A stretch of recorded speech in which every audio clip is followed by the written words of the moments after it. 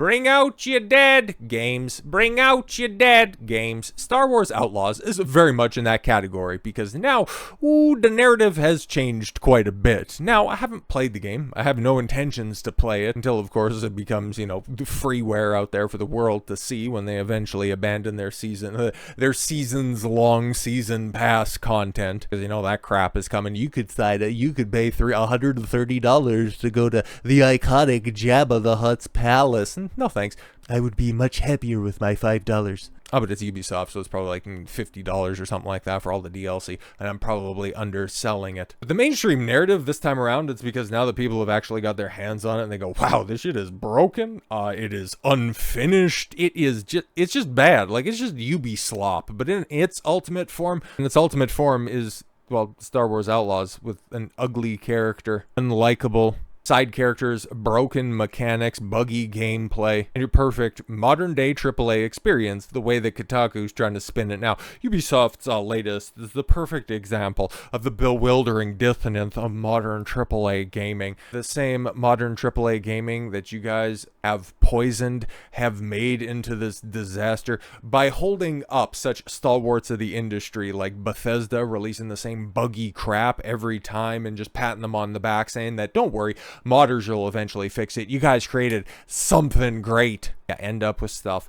like this coming out. And you have to go from saying, oh, it's the greatest thing since sliced bread to, actually, it was always supposed to be crap and you're stupid for criticizing it. And the reason that they can make this switch is because it's bombing. Oh boy, is it bombing. There were some reports that Ubisoft had lowered sales expectations before release of this game. I think they went from 8 to 5 or from 5 to 3 million copies. It was something like that, but even still, Star Wars Outlaws sales 55% lower than Jedi Survivor in the United Kingdom. The Survivor was quite a bit of a fall off from Fallen Order, and Survivor also came out in a buggy, broken, destroyed state, so I guess it's a fairly good comparison to make, but a new report claims that Star Wars Outlaw sales are 55% lower than sales of a Jedi Survivor in the United Kingdom. Now, this is physical sales, obviously, but the last time we talked about sales and, just tried to glean any sort of data off of this, we looked at how it debuted on Xbox, what was it, 24th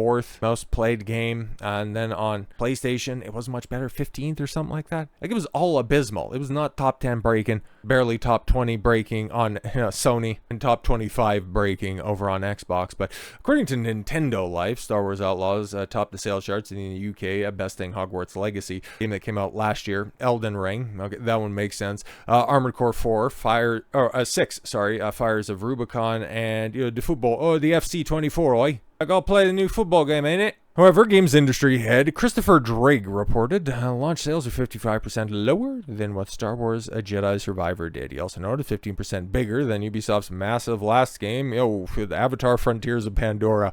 That's not the win that you might want to present that is, because that was a abysmal failure. Follow up, he added, so it turns out there may be some missing data from the physical numbers, so it's worth waiting to the end of the week when digital stats are in, which is just true generally. Yeah, at this point in time in 2024, the digital sales will paint a more complete picture, but physical sales, well, they tend to track fairly well with what you can anticipate on the digital front, so it doesn't look good. At least not popular over in the UK, and the way that I'm consuming a lot of my Outlaws content is through somebody streaming in the UK. However, other data points indicate that Outlaws, might not be selling that well at all. True Trophies reported, there we go, that's the same stuff that I was talking about before. 25th on their first week release chart, right? Yeah, 19 over there on Xbox. On top of all this, side-scrollers, Stuttering Craig shared from a source, major box store retailer had only 41 pre-orders in probably in the Dallas-Fort Worth area, because that's where Craig is. 27 stores, 41 pre-orders, no hype for this game. So now that we know that the sales, when they eventually do come in, when they start to get reported, the game's going to get roasted. Ubisoft is just once again going to be saddled with another L on top of the Skull and Bones disaster to begin the year. X-Defiant dying a slow death. Now Star Wars Outlaws, and everybody's looking, chuckling, and waiting with giddy anticipation for Assassin's Creed Shadows being the latest in the long line of disasters. The long line of Ubisoft drivel being rejected by the audience. Well, now they're going to have to pivot a little bit. And what does every major company do in 2024 to address the fact that their game, that their product is a disaster? Well, just blame the audience. Star Wars Outlaws actress, Humberly Gonzalez. This video game industry has a lot of misogyny and praises game for only having a female point of view. Oh, there we go. See, everybody, all those toxic gamers, the games industry is misogynistic. That's why over the last decade, basically every game has the same square-jawed bitch with a side shave haircut. At least shout out to Kay Vess for that one. She just has the 1970s a feathered hair lead rocks Robert Plant haircut. I don't know if she's going to shoot Greedo or break into Stairway to Heaven. Maybe that's why people are too confused to pick up their game, because they don't know. They're going to be piloting the Millennium Falcon or singing about the Misty Mountains. Humberly Gonzalez, the actress who portrays Kay Vess. Well, it's not completely fair, because I guess she's probably... Actually, this is kind of fair to modern entertainment, based on Humberly Gonzalez, because if you've seen a picture of her, that's unfortunate. They don't have that in there. She doesn't look much like Kay Vess. I'll just say it. One looks a little bit more distinctly feminine than the other. You can make up your mind on that based on many screenshots of Kay Vess. Says the video game industry has a lot of misogyny, while also praising Ubisoft and Massive Entertainment for ensuring the only character in the game is female. And yeah, listening to and watching a lot of the gameplay, basically everybody's a bitch in the game, even the dudes, right? But there's this suspicious amount of women. If you get that inside joke, 10 bonus points for you. In an interview with CGM in the middle of August, the outlet, Dana Eileen. It's the only people who talk about the AAA industry at this point. Like, it's just women all the way down now, huh? Does everything suck? But nobody ever wants to connect the dots on that.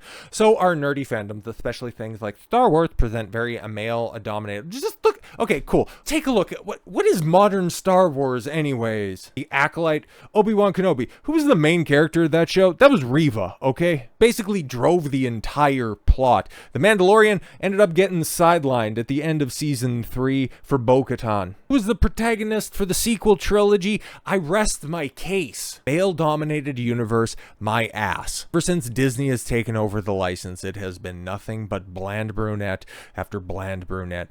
Picture only somewhat connected, and have it be a women first right now. And it's hilarious watching it all burn down, but at least there's diversity, guys. Diversity when it's just all one homogenous representation. It's interesting how they just continue to tell themselves.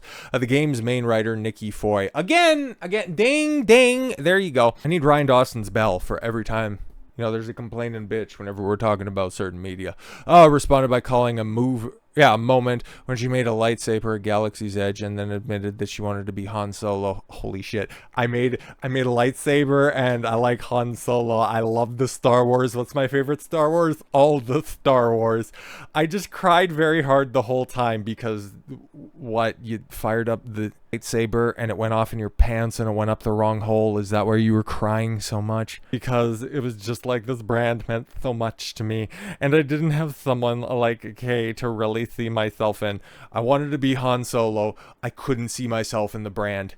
I want to die. She added, I loved Princess Leia, but I wanted to be Han, right? And I think getting to bring that to life is so special. And our whole team, really. And that's been the goal from the beginning.